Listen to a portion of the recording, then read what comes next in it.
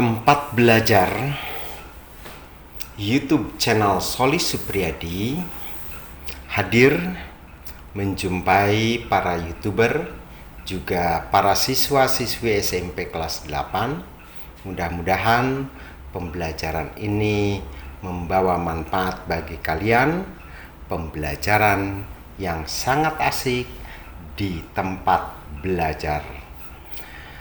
Jangan lupa subscribe, like dan share, juga nyalakan loncengnya demi partisipasi para YouTuber terhadap diri kami. Tempat belajar IPA kelas 8 bab 4. Saat ini kami akan membahas tentang sifat, bahan, dan pemanfaatannya dalam kehidupan sehari-hari bagian kedua. Kami juga share ke Facebook, Twitter, dan Instagram. Yuk kita mulai. Sifat, bahan, dan pemanfaatan dalam kehidupan sehari-hari. Di lingkungan kita atau di hadapan kalian, kiri dan kanan, terdapat bahan-bahan yang banyak dimanfaatkan untuk kelangsungan hidup kalian, baik yang digunakan, yang dilihat, maupun yang disimpan, ya. Maka dari itu, sebagai contoh kami sudah tampilkan dalam gambar. Di situ ada beberapa alat yang terbuat dari berbagai macam bahan, yang mana alat-alat tersebut adalah merupakan kebutuhan kita dalam sehari-hari. Pernahkah kamu berpikir mengapa alat-alat bengkel terbuat dari besi? Bisakah kamu mengutarakannya dan yakin kamu bisa menjawab alasan mengapa perkakas atau alat-alat yang di bengkel itu terbuat dari besi, begitu ya. Nah, hal ini diantara kalian baik siswa maupun siswi pernah ya datang ke bengkel, baik bengkel mobil, motor, atau sepeda. Begitu juga para YouTuber, ya. Piring dan mangkok di rumah pasti ada ya. Nah, coba terbuat dari apa piring dan mangkok yang ada di rumah? Pasti kamu akan menjawab terbuat dari kaca. Ada juga yang mengatakan, oh itu terbuat dari porselen, oh itu terbuat dari berbagai macam, ya. Ada yang dari kaleng, aluminium, dan lain sebagainya. Itu semua adalah bahan-bahan untuk membuat mangkok, ya. Serta pakaian seragammu pastilah dari kain, ya. Ada yang dari kulit atau banyak bahan yang bisa digunakan untuk pakaian seragammu, ya. Dan sebagai contoh yang kami tampilkan pada gambar ini adalah merupakan pakaian-pakaian yang banyak digunakan oleh saudara-saudara kita dan mungkin di antara kalian. Bahan-bahan di sekitar kita memiliki sifat dan karakteristik yang khusus dan unik, ya. Nah, jadi bahan-bahan yang berada di sekitar kita itu kalau kamu meneliti dan ya mengklasifikasikan, itu ternyata bahan-bahan itu mempunyai sifat, ya, mempunyai sifat yang bisa dimanfaatkan oleh kita untuk kebutuhan kita. Kita ambil contoh. Tidak ada manusia yang akan membuat mesin mobil berasal dari kayu. Mengapa? Nah, jawabannya kamu pasti tahu. Dan ya, tidak akan ada bajumu terbuat dari besi. Nah, itu semua ya, alat-alat tersebut dibuat berdasarkan bahan yang memiliki sifat yang sesuai apa yang digunakan. Sehingga kita dapat memanfaatkannya sesuai dengan kebutuhan kita, ya. Kalau kita mau bikin baju, kita cari kain. Kalau kita mau bikin tangga, kita akan mencari kayu, besi, bambu, dan lain sebagainya. Nah, itu semua bahwa zat dan benda memiliki sifat yang bisa kita gunakan untuk kebutuhan kita sehari-hari. Dalam bab ini akan dibahas sifat bahan-bahan di sekitar kita dan pemanfaatannya dalam kehidupan sehari-hari. Jadi, bahan-bahan yang ada di sekitar kita. Coba perhatikan benda-benda yang ada di sekitarmu, seperti di kelasmu. Pasti ada papan tulis, ada pintu, ada kursi, ada meja, ada penghapus. Itu semua adalah benda-benda yang berada di sekitar kita pada waktu berada di kelas. Terbuat dari bahan apakah baju yang kamu pakai? Nah, coba diraba-raba dan tanyakan, ya, bahan apa yang digunakan untuk bajumu yang dipakai. Pensil dan tempat pensilmu serta cangkir yang kamu gunakan untuk minum, ya.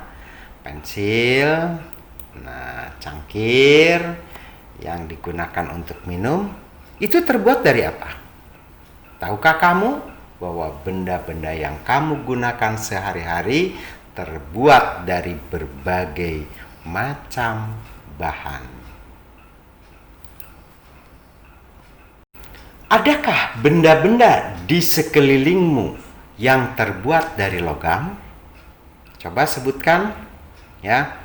Pasti adalah. Contohnya apa yang tertera pada gambar. Ini pagar, ya. Pagar itu terbuat dari logam. Apalagi yang ada di rumah?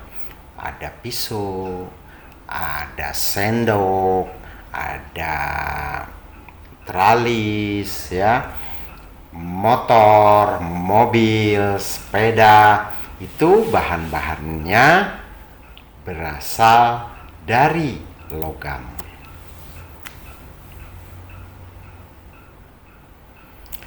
Nah, kalau kamu perhatikan berbagai benda yang kamu gunakan sehari-hari, ada nggak yang terbuat dari bahan logam dan non-logam?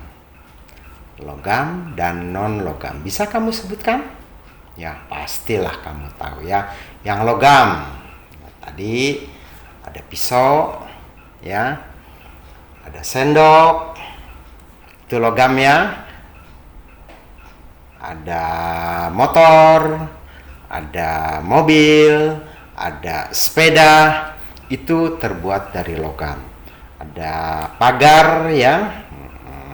Bahkan sekarang banyak logam-logam yang digunakan untuk bahan bangunan.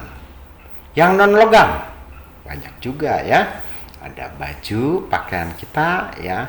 Ada pensil, tempat pensil, ada tas, ya, sepatu, itu semua yang dibuat dari bahan-bahan non-logam.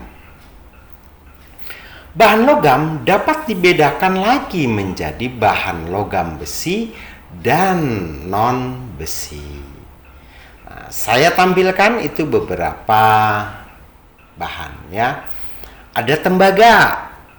Nah, yang pertama ya ada besi, ada aluminium, ada kuningan, ada emas, ada baja, ada air raksa atau merkuri, ada perak.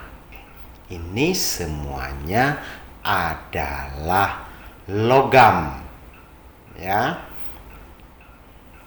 yang terdapat yang kami sampaikan sebagai contoh. Kalau kalian ke toko besi, baja, nah seperti inilah biasanya tersusun bahan-bahan tersebut. Logam besi merupakan logam yang mengandung besi atau Fe, ferit. Nah, sebagai unsur utama, sebagai bahan dasar ya untuk membuat logam besi. Contohnya, mesin kendaraan bermotor dan mesin pabrik itu semuanya pasti 80% terbuat dari logam atau besi dan baja. Logam non besi merupakan bahan yang mengandung sedikit atau tanpa besi, begitu ya. Contohnya, aluminium untuk peralatan masak. Pernahkah kamu membeli alat-alat seperti pada gambar atau kalian sudah punya di rumah? Ya, itu semuanya adalah contoh aluminium untuk peralatan ya di rumah. Tembaga itu banyak digunakan untuk alat-alat listrik seperti kabel ya, seperti bahan lampu pegangannya itu ya, itu biasanya terbuat dari tembaga. Selanjutnya, pernah ingat ini uang berapa? Nah, ini uang ternyata dibuat dari nikel untuk bahan campuran uang logam, begitu ya.